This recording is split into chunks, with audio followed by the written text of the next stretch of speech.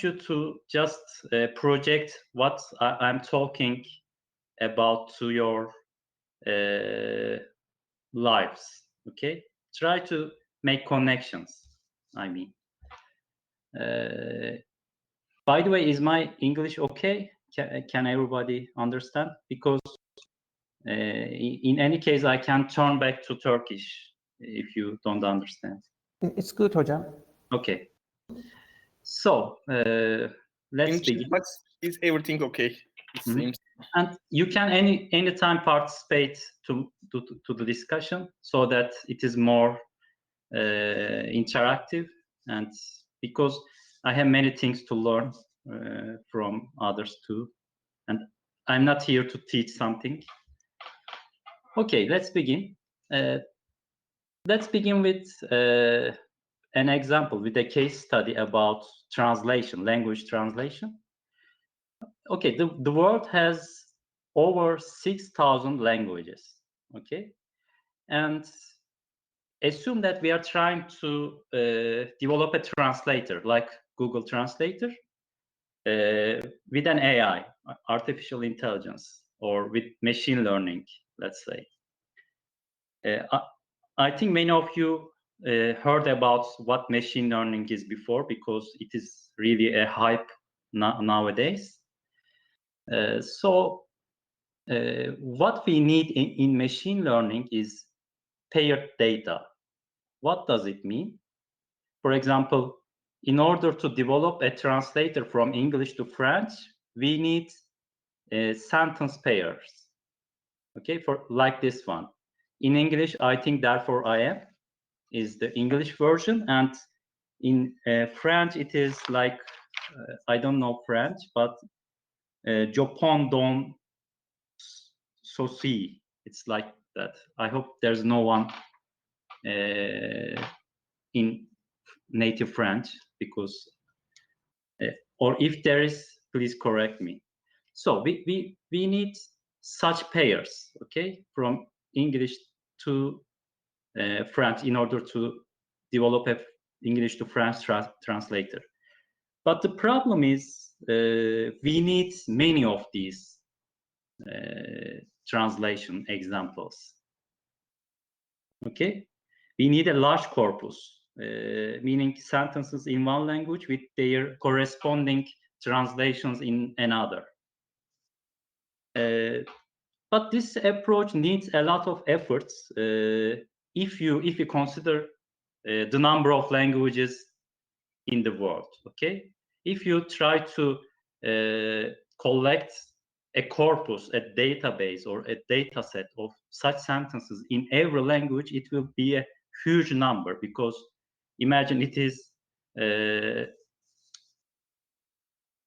6000'in ikili kombinasyonlarını düşünün. It's a huge number. So as well, there are some languages which are obscure and not many people talk, right? So it is very hard to collect such pairs from or into these rare languages, okay? Like Maltese, Tibetan, you can extend this list as well. So, but imagine that we have collected such a corpus or a database, and what we do is we learn a model from this database. We learn a mapping from one language to another one, to the other one. And once we learn this model, we can question an untranslated sentence of its corresponding translation. For example, this sentence, judge a man by his questions rather than by his answers, is given to the model that we have learned from the corpus, and the output is its translation in French.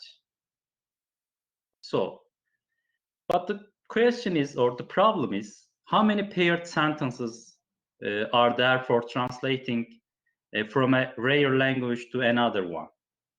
it's not that many, right? So it is one big problem if you are Google, for example, if you are trying to develop a translator for every language pair. So Google, like many other things, had to contend with this problem, fight with this problem, let's say, for its Google Translate, of course, and they developed a creative solution for that.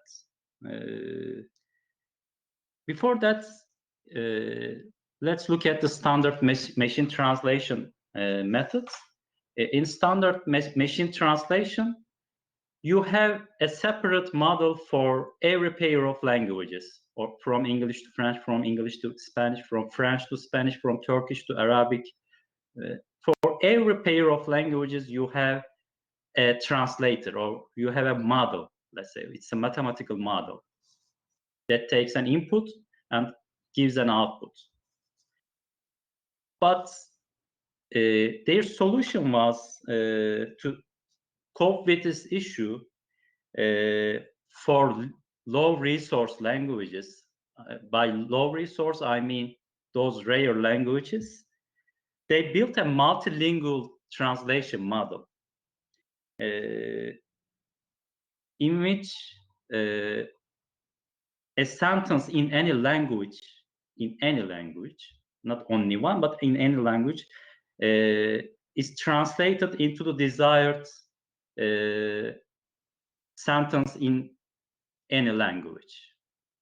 Okay, this model can take input from one of many languages and output a sentence in one of many languages according to the desired language that is given input to this model. Okay, so why might this?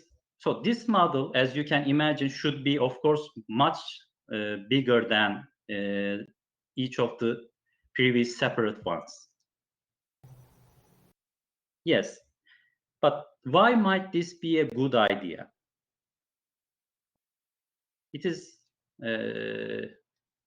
instead of developing separate models, we develop a all-in-one model that can translate any language to another one. Here, actually, we are going towards a universal language model, like, right? So Yes. so that each language can transform to another, I guess. Yes, yeah, it's like a universal machine, translator machine. Yes, that's true. Imagine, I don't know whether you know foreign languages. Of course, you are learning English for the university, but those of you that speak multiple languages, more than, let's say, 2 languages, I mean, in this case, you can, of course, imagine your brain as a computer. Your brain can have a translator for Turkish to English and a different translator for Turkish to, let's say, Spanish. Okay, but in the other case, your brain may have one common translator for doing everything, for doing all the translating jobs. Okay, maybe it's not a good analogy, but I tried at least. But what is we sometimes we call some people that they are talented in speaking languages, or they are talented in learning new languages. What is the difference of them from us? Maybe that's a good question to ask. Because they realize that a lot of languages, a lot of different languages share common properties. Okay, because their sources are actually the same, but they are differentiating by time. Of course, this doesn't mean that if you are speaking Italian, that doesn't mean you know also Spanish. I don't mean that, but I mean they share some common properties, right?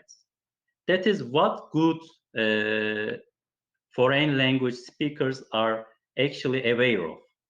They know these connections between languages.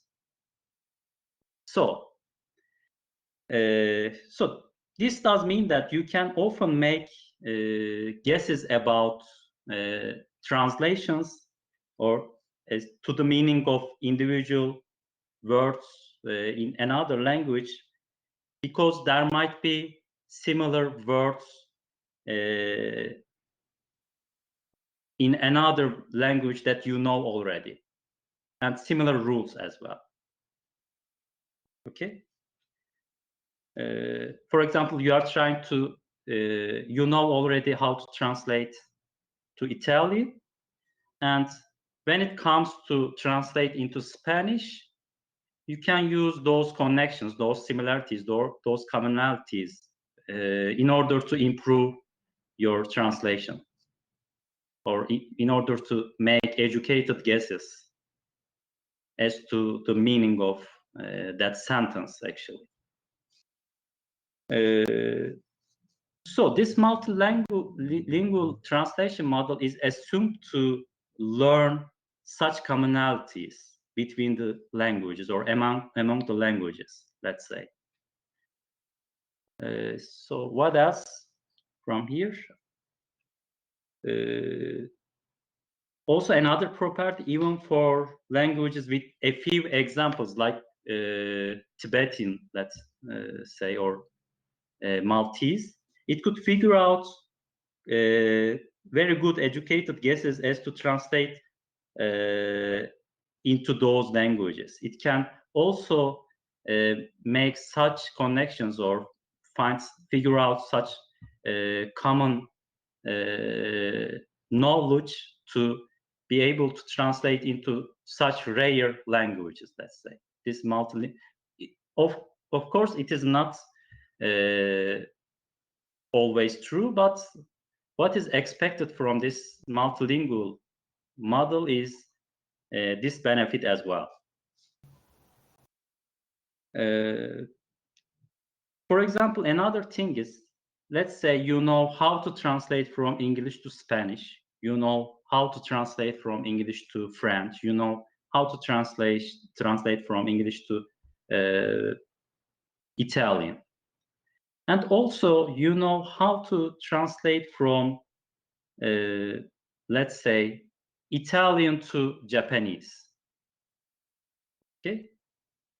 So, since you know how to translate from English to Italian, and it is not of course, since the model knows how to translate from English to Italian, and also from Italian to Japanese, then it's expected to have much more flexibility to be able to translate from English to Japanese, even though we did not have such a corpus to train our model. Okay, this is something weird, but they have observed that these Google guys observed that this is also possible with such a universal machine.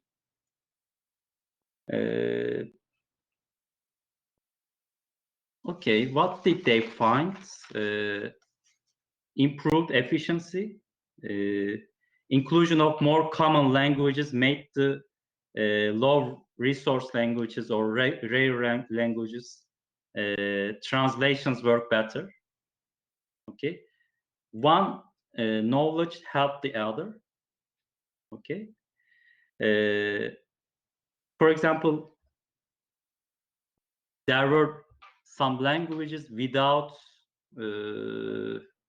any translation examples, like for example, if you have a low resource Lazish, Cherkessi, Kurdish language that uses similar roots as Turkish, it would also improve the quality of translation into and out of that low resource languages. Okay. So, Gökhan Hocam, sorry, Huh. I'm interrupting, and we have you cannot see the chat box, but we have a question really? right now. One of our professors from the Çisem Hoca from Merhaba. hazırlık sınıfı diyeyim, hatta Türkçe soralım. Şöyle, makine çevirisi birbirine benzer olan dil ailelerinde daha iyi olabiliyor mu? Yani aslında bizim hocam burada şey yaptığımız, şimdi birazcık da Türkçe'de devam etmek istiyorum çünkü hazırlık öğrencilerimiz de var. Hani onlar da birazcık daha konuya şey olmamaları için, uzak olmamaları için hem kısa bir hocam özetle çok basit bir hani şey yapalım. Hani konudan Aslında bahsedelim. ben en başta şunu söyleyeyim. Ben dil uzmanı değilim. Sadece bunu bir case study olarak ele aldım. Hani çalışmada bana ait değil aslında. Onu da fark etmişsinizdir. Ama çalışmadan direkt örnek vermem gerekirse ya da açıklamam gerekirse evet. Birazdan aslında sonuçları da göreceğiz. Yani çok fazla görmeyeceğiz ama 3-4 tane sonuç var. Orada ilginç çıkarımlar var. Yani aynı dil ailesine ait diller çeviri olayında, çeviri işinde birbirlerine yardımcı oluyorlar. Evet. Yani bu sonucu çıkarmışlar Google'daki yapılan çalışmada. Birazdan aslında bunun cevabını şöyle görebileceğiz. Biraz erken sordum hocam, kusura bakmayın. Yok estağfurullah. Her Sizin zaman katılın ben. söylediklerinizi düşünürken aynı zamanda Google Translate kullanırken ki gözlemlerim aklıma geldi. Hı hı.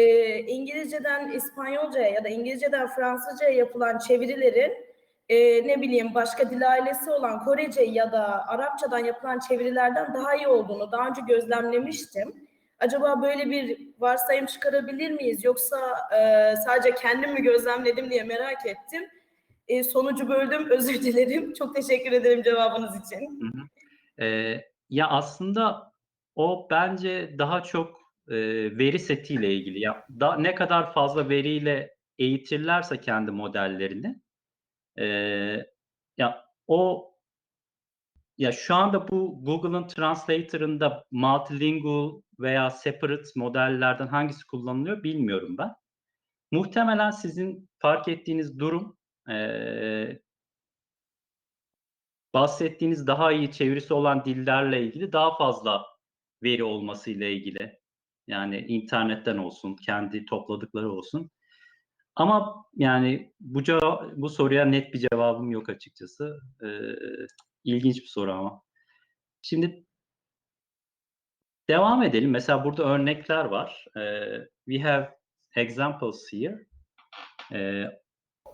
from this paper whose name is probably not being seen, but let's try to.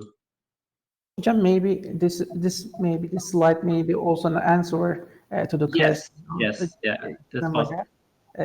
Mix of languages, right? We have several examples for Çisem Hoca's question here.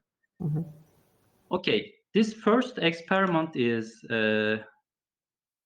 instead of translating from one language to another one, they try to translate from one language to a mix of other languages.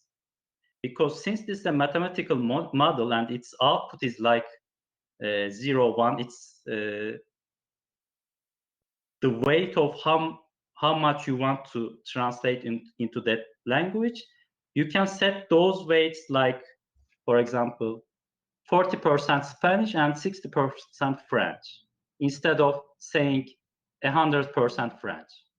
You can try to translate into a mix of languages because it's a mathematical model. Okay, it's so what they observe was while translating English to a mix of Spanish and Portuguese. Here is the sentence that they are trying to translate.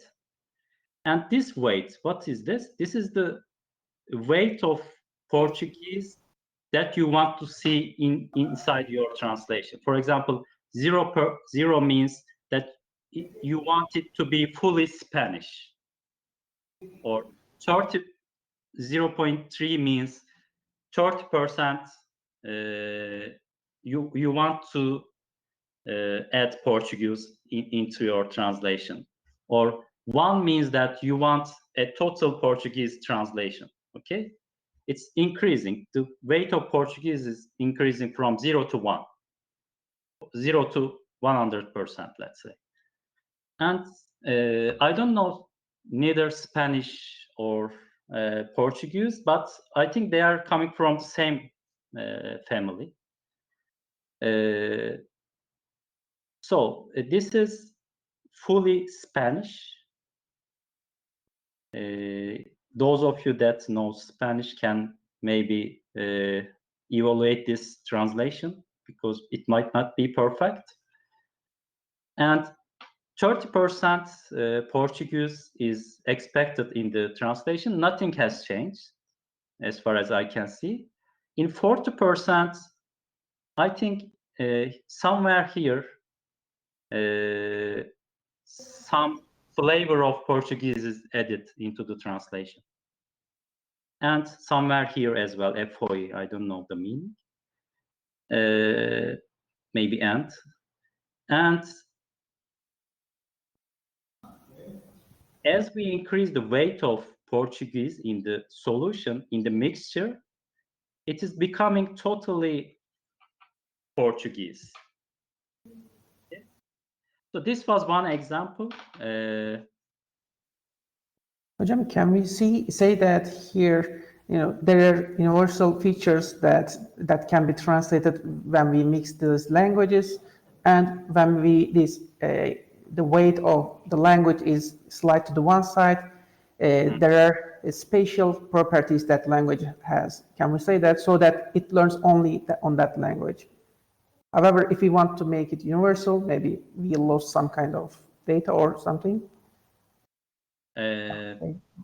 Or just it depends on the language itself, or just some of the features in that language matches with other languages, or as far as I understand, is weights. When we weight is 8%, it seems they become different, but before that, it seems like it's much more convertible to other languages, as far as I understand. Yes. Is that correct? Yeah.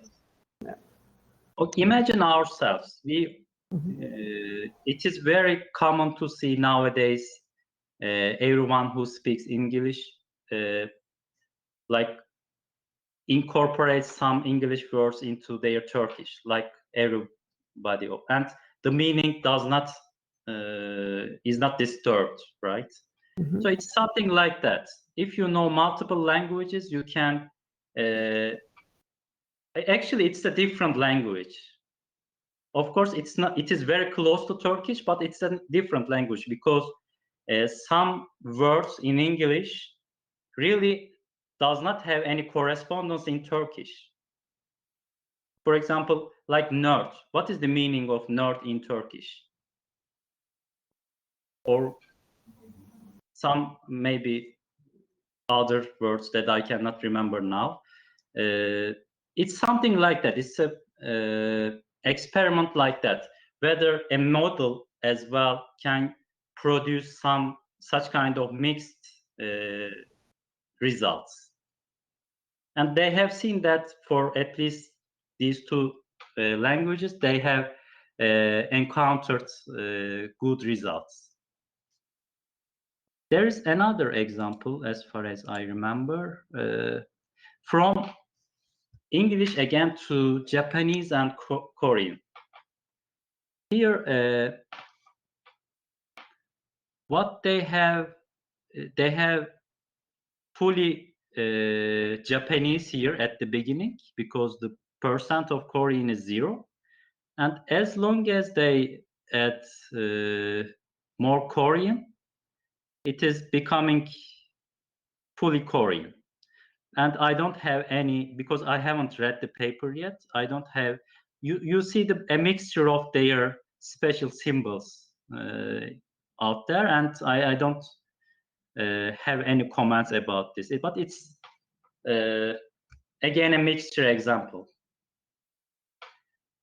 But without a multilingual translation model, it is not possible to produce such results, right?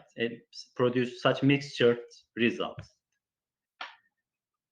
Hocam, here it's also seen like in previous example and this example too, it seems like it's clustered into three different classes in when translation. It seems like that maybe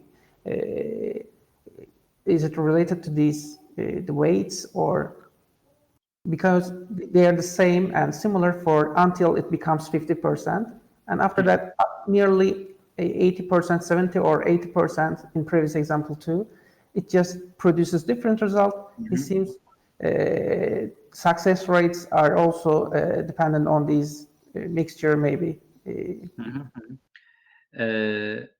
Actually, talking about the success rate, I guess there is no success rate about this, because there is no ground truth, right? There is no golden standard how to translate a language to a mixture. But as what I see is it's gradually changing, right? Gradually increasing some words into the previous one. What I can say for now is just that. And this multilingual translation model is able to produce such results as well. Maybe we will see this as an online tool in the future, but I don't know whether it would be helpful or not. And this example is much more strange, from English to Russian and Belarusian. And this is the weight of Belarusian. When it is 0%, it is fully Russian. And when you increase the weight of Belarusian, it is becoming, of course, different. And in 1%, it is totally Belarusian. But what they have observed is that in the middle, when the weights are almost equal, they observed that neither of these sentences are close to Russian or Belarusian, but they are close to Ukrainian. It was able to figure out some in the middle language between Russian and Belarusian. It was very strange outcome. Sorry, Gökhan Hocam. So it means that when we have a weight according to Russian ratio to Belarusian to, for example, 0.5, it's something means half Russian and half Belarusian, and the model predicts actually creates a language, but this created language is equal to or similar to Ukrainian. Yeah. So models can use, for example, a translator is not configured for Ukrainian, but using this kind of, for example, we don't have enough data for Ukrainian, but in this case, for example, half Russian and half Belarusian model can predict a Ukrainian language without having enough data, I think. Yes, it was able to represent actually Ukrainian as a language in between Russian and Belarusian, maybe, let's say. And they are in the same language family, and maybe, for example, maybe this kind of translation model works for the Azerbaijan, for example. It is similar to Turkish language, the most of them. Maybe it will predict direct Azerbaijan translation from English to Azerbaijan by using Turkish weights, for example, Turkish words weights, for example. It means that it's not something like one language to one. It's not something like one-to-one mapping. It is not about only raw translation. It is about thoughts. Okay, it's Okay. actually, we will see for a while why it can be like this. Okay, so this is actually explaining what is going on. Not explaining, it is to claiming, but let's say tries to explain. In the standard translation model, we just take the sentence and translate it according to some set of rules. Okay? But in reality, it's not like that. We are thinking something, and our sentence, for example, in English is a consequence of what we are thinking, consequence of our thoughts in our minds, right? So this is language agnostic, the thought, because the same thought in me is also present in you, but maybe in a different way, maybe some with slight difference.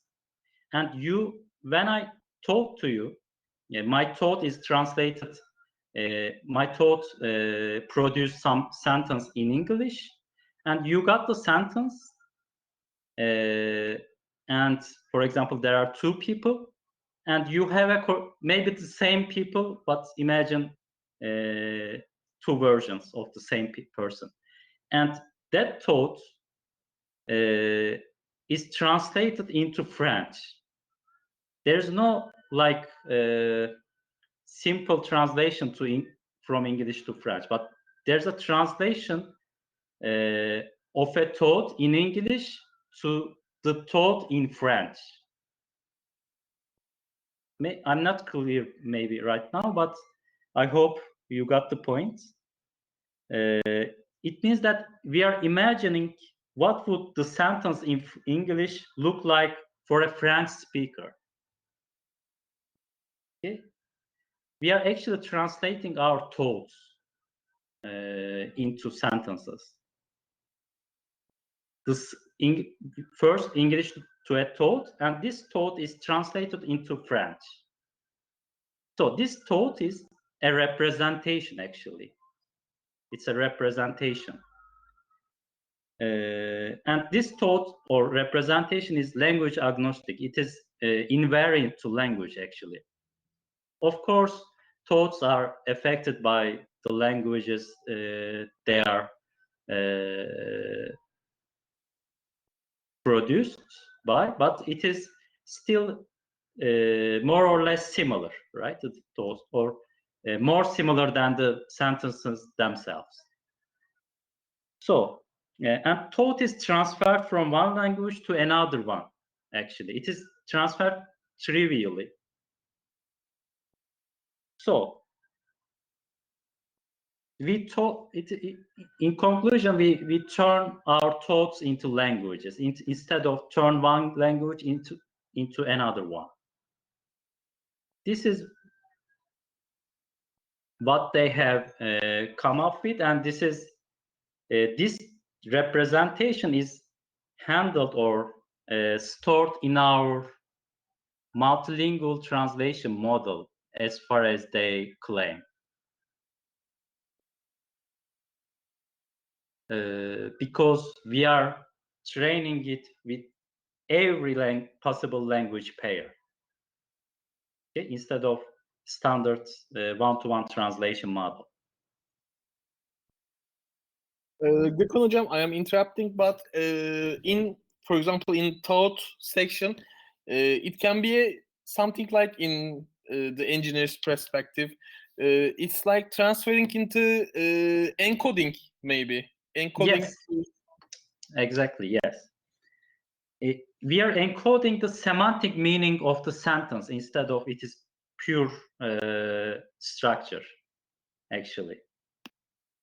It's not without being married to a specific language. We are actually, in this multilingual model, saving the semantic meaning instead of its pure structure or pure form. Yeah, we are encoding this language into some form of thought, and this thought has a correspondence at every language. Hocam, here it's also possible. It seems also possible to convert from these thoughts from even in the same language, because the semantics, maybe because of the experiences of the people, Yes. they also translated differently. So, so if we train different models, they may also be translate these languages differently too, right? If that's the case, maybe because it seems, as you said, we feed lots of different data samples, lots of different languages, and according to what we feed, it may also change. Maybe they may interact in the future. They may interact with each other too. Maybe these different translation models. This is just an idea that comes to. Yeah, it is. What we are all talking about is much more conceptual than practical. Yeah, it is not really maybe what is going there, but it is like more abstract thing to try to explain here what is going on like this.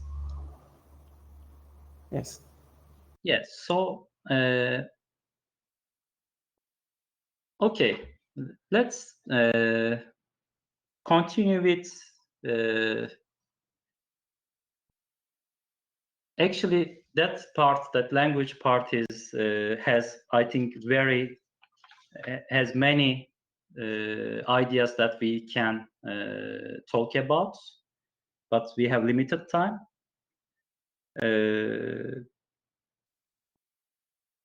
And this one is maybe a transition to machine learning part. What we do in machine learning is, of course, the previous example was a product of machine learning. It was that model is learned from examples, and it is like an AI. In classic view of machine learning, we have, for example,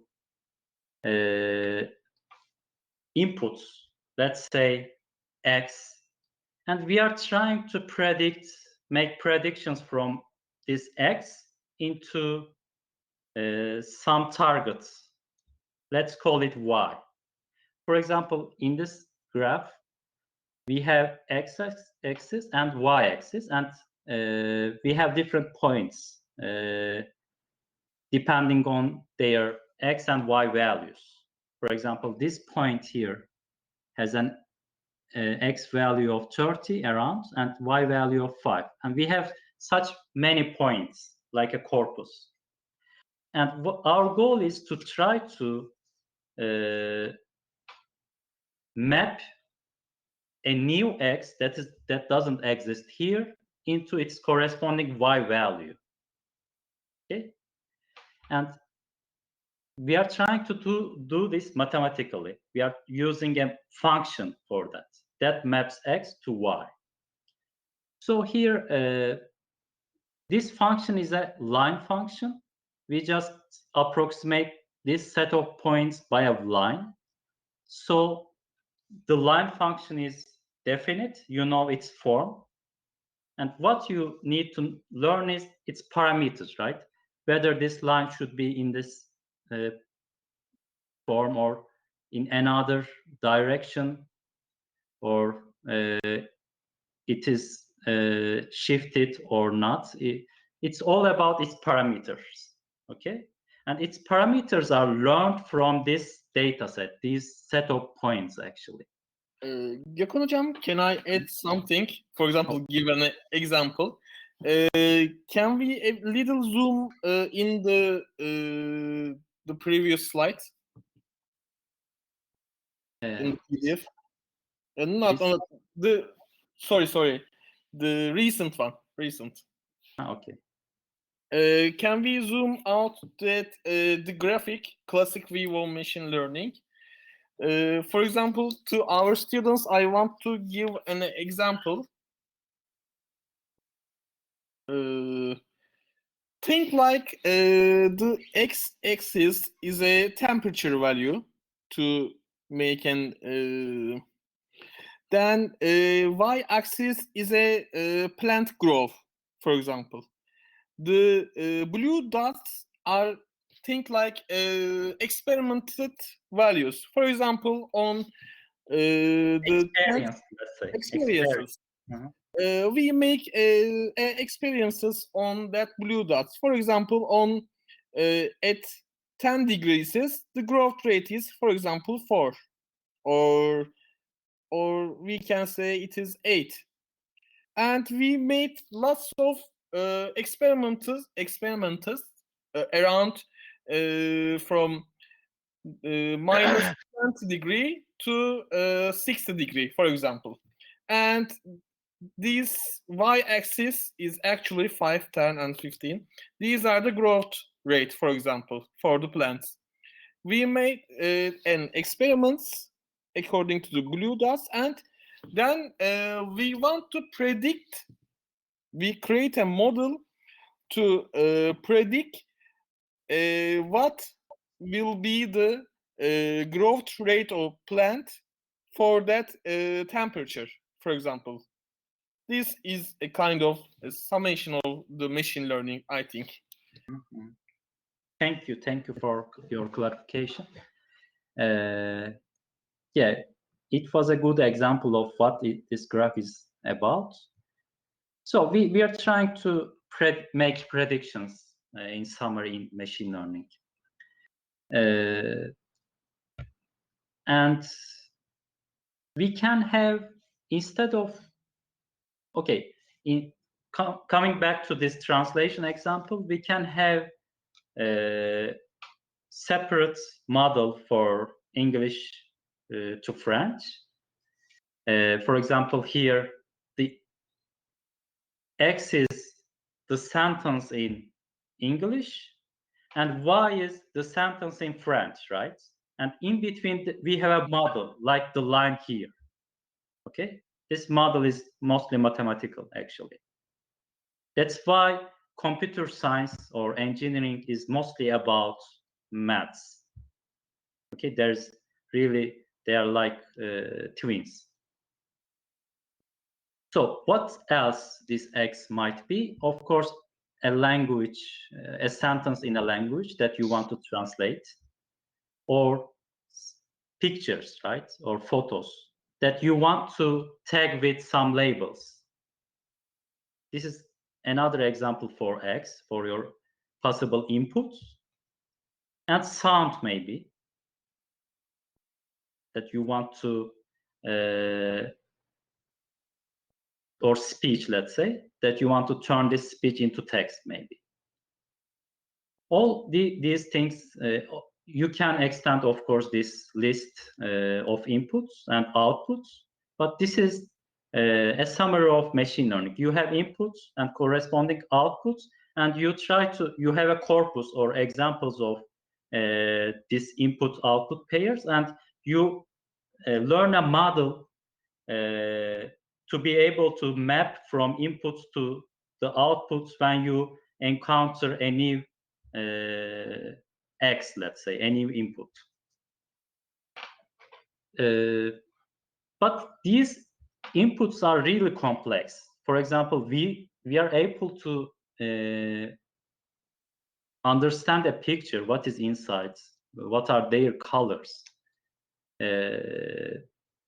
But for a computer, it is really handle those pixels, because they are just numbers, actually. Numbers, neighboring numbers, let's say. And the goal of the computer is actually to interpret this set of numbers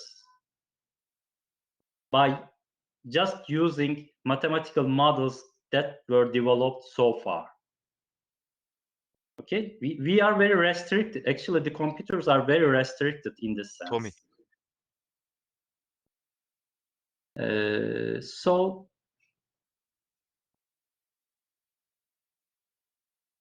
okay, the power of, okay, let's talk about a little bit of deep learning right now. And the power of deep learning is actually in its ability to learn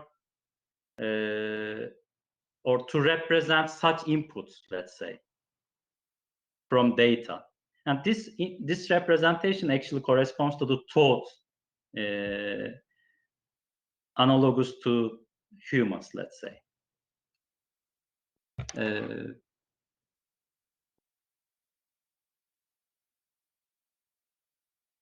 And coming back to this thought issue, I want to make some comments on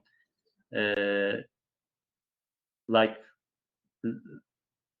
learning in general, about learning classes or student learning, let's say.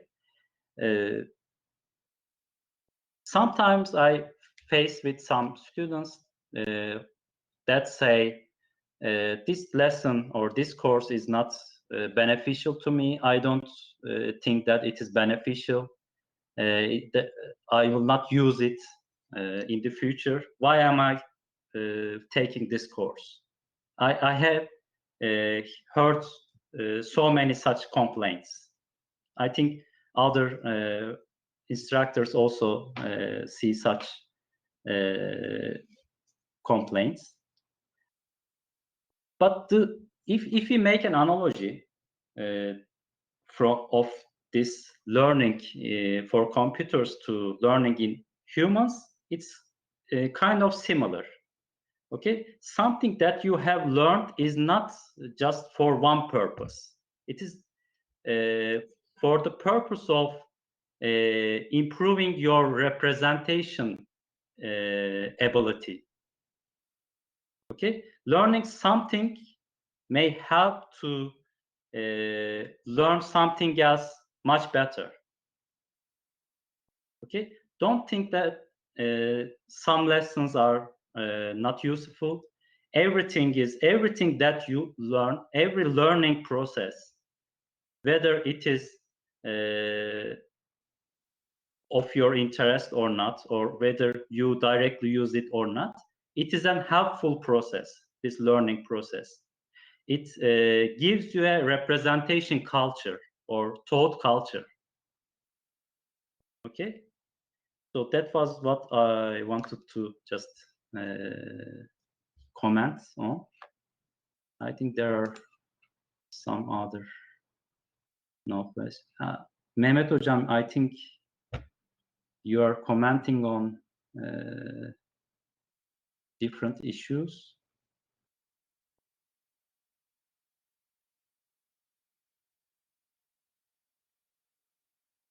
Yes.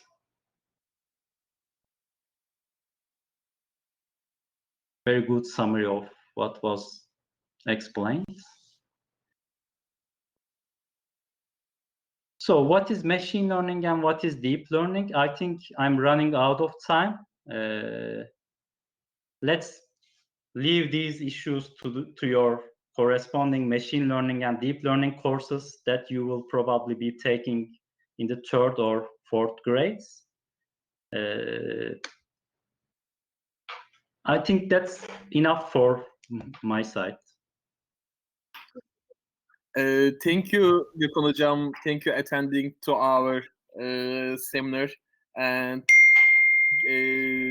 talk about the machine learning and deep learning, going too much detail only for our to give a general idea about how the machine learning works and how deep learning. Last words maybe to as some advices to the students, some experiences, let's say. I think you should be brave to say that I don't know, because we are, as humans, are kind of, how to say, has much pride not to have mistakes, but we are actually we have actually so many mistakes, more mistakes than corrects in our lives, but we just try to hide from them. It also applies to learning. I think it's better to be able to brave to say that I don't know this thing, okay? And there is no thing like teaching, okay? It's like the best professor in the world is not able to teach you anything unless you are not ready to learn. Okay, this is learning is the key. You are learning. Nobody is able to put that knowledge into your brains. Okay, you are the one that is responsible to learn. If you are ready to learn, if you are eager to learn, if you want to really learn, you can just learn it from scratch, from very simple, basic resources as well. Okay. And another thing is how you ask to yourselves how you evaluate your that you have understood something. Are you really understanding that what you are studying, or you are just kidding yourself?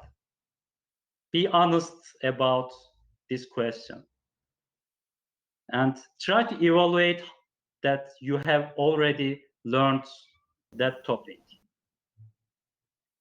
And this computer science or computer engineering is much about like logic, maths. It's like a culture, because it's the only thing, maybe along with maths, of course, they are like twins, as I said. It is the only thing that we humans produced, right? It's not like physics, it's not like chemistry, biology, medicine. They are not human-made, but this computer science is made up by humans. So it directly depends on maths and logic. So without maths and logic, you are just a programmer. You are not a computer scientist or engineer. Keep this in mind. Don't underestimate the power of maths, because it will also change your way of looking at everything inside the world. Because I think, it is my opinion, people who knows maths also more prone or more, let's say,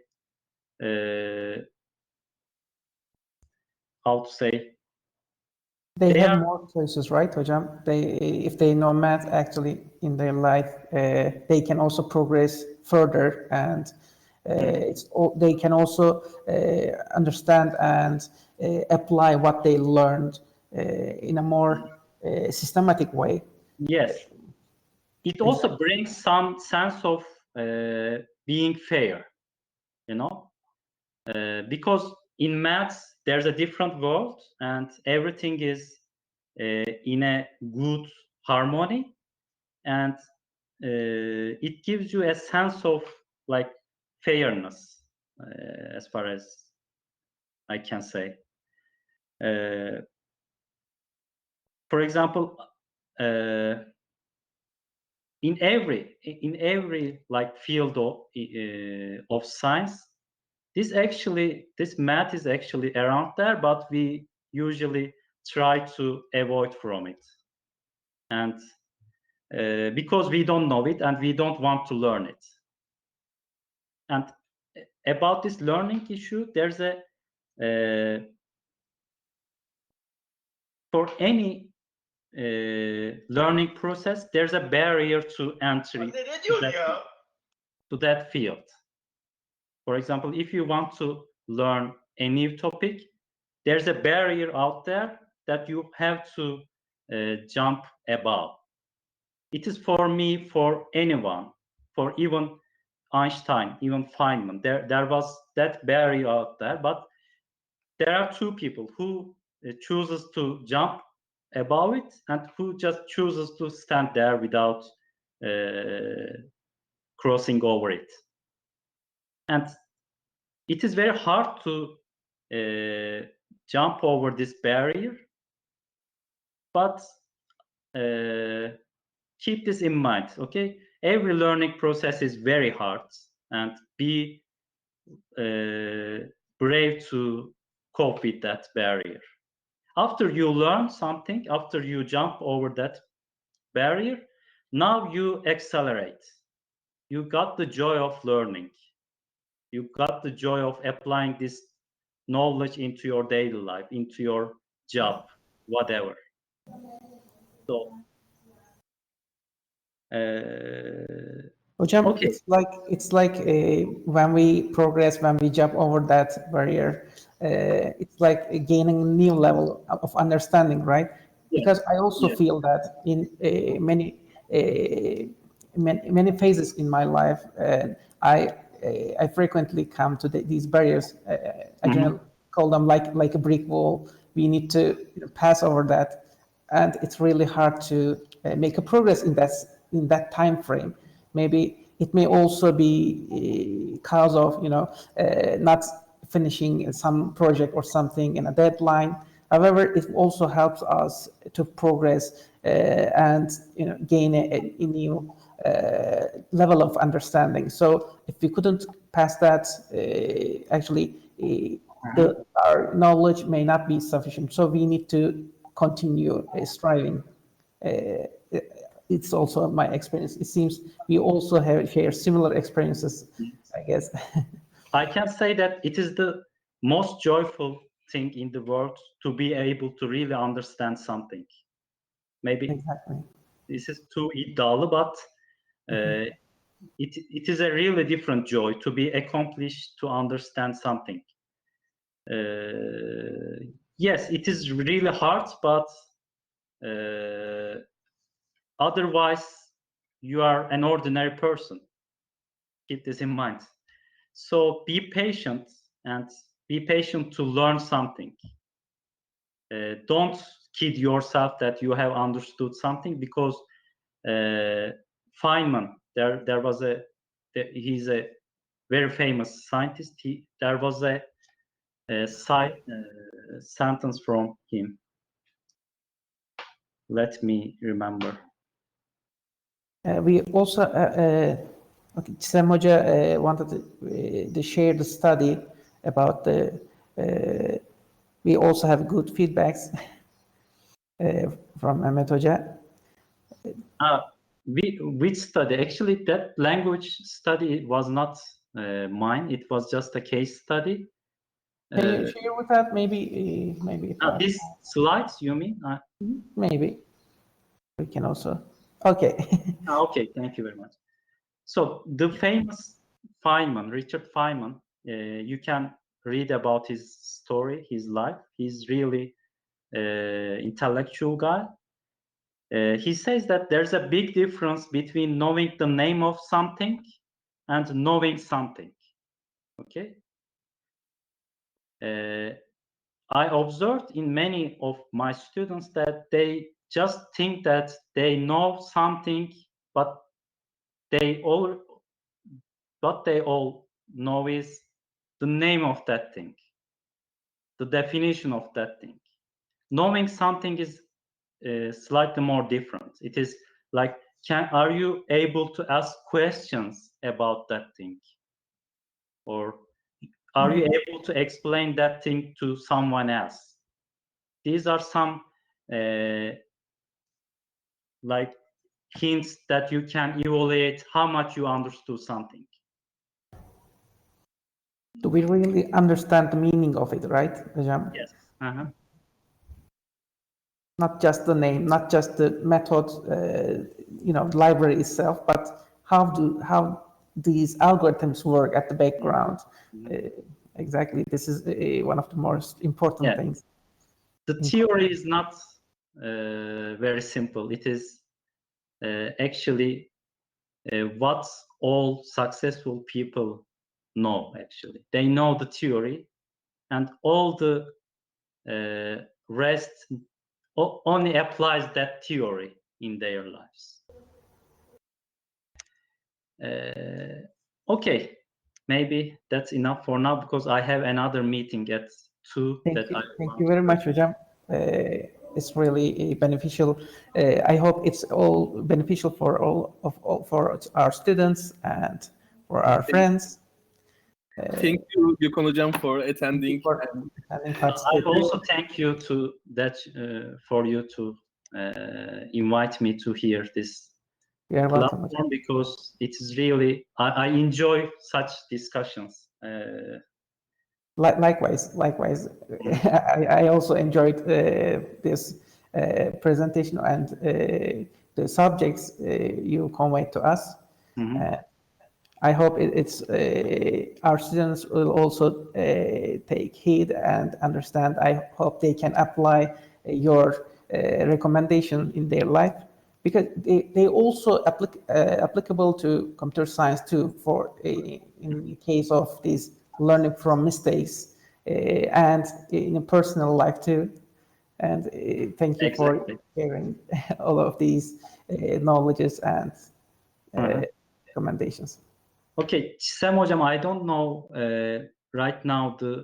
I will find and send you in some ways. If you maybe write to me or by email, I can send you the link.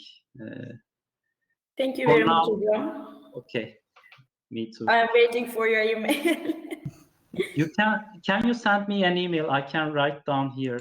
Sure, I can find your email in Akdeniz University website. Doesn't matter, but you can also send it. It's okay for me. Okay, I will just. In any case, this is my email. Of course, not only Chisem Hoca, but everyone can ask anything, can talk to me by email, of course. Okay, then. Thank you very much. Thank you, Hocam. Okay, please let me say that I'm so happy to be in this webinar with you, dear valuable instructor from the Department of Computer Engineering in Akdeniz University. Yes, it was okay. Thank you so much for your presentation. It was great. How they are well learning. It sounds good to all of us. It's an amazing topic. It's an amazing topic. I'm so happy to be in this activity together with you as one of the instructors from the Department of Computer Engineering in Alanya Hamdullah Emin Pasha University. By the way, without forgetting, this was the first webinar in our department. Really? So thank you so much for being. I'm honored. Being in this webinar, your side. I'm so happy. And by the way, dear valuable learners, thanks to you all for being in this webinar. Okay, that's it. It was great. Thanks again for coming and for being in this webinar. Thank you very much. Thank you. See you. Bye. You're welcome. Bye bye, Hocam. Thank you. Thank you very much. Have a nice day. Thanks for your valuable participation. Have a good day.